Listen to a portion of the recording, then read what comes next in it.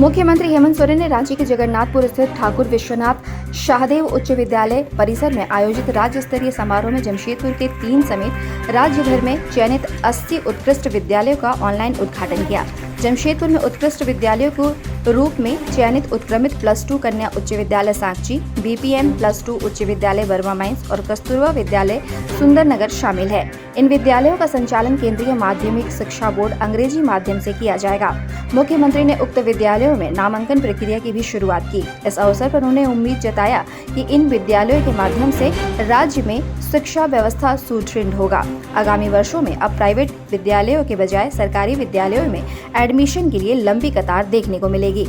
इस दौरान उन्होंने शिक्षा को बढ़ावा देने और ड्रॉप आउट की समस्या को दूर करने के उद्देश्य से राज्य सरकार की ओर से चलाई जा रही योजनाओं की भी चर्चा की। यहाँ जिला स्तरीय समारोह का आयोजन उत्क्रमित +2 कन्या उच्च विद्यालय सांची में किया गया, जहाँ उपस्थित जनप्रतिनिधि, जिला प्रशासन व शिक्षा विभाग के अधिकारी, छात्र छात्राएं एवं अभिभावकगण ऑनलाइन उद्घाटन के गवाह बने। समारोह के आरंभ में स्कूल की प्राचार्य मंजू सिन्हा ने स्वागत भाषण किया। तत्पश्चात उपायुक्त विजया जाधव, जिला परिषद अध्यक्ष बारी मुर्मू, उपाध्यक्ष पंकज सिन्हा व अन्य ने अपने विचार रखे।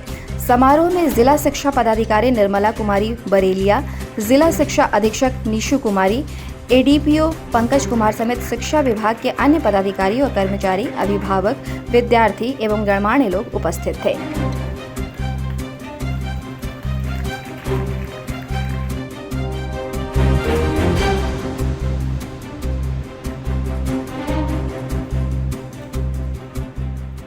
में और सीबीएसई के एफिलिएशन के साथ स्कूल्स का संचालन किया जाएगा और इसके नॉमिनेशन की प्रक्रिया आज से शुरू हो रही है।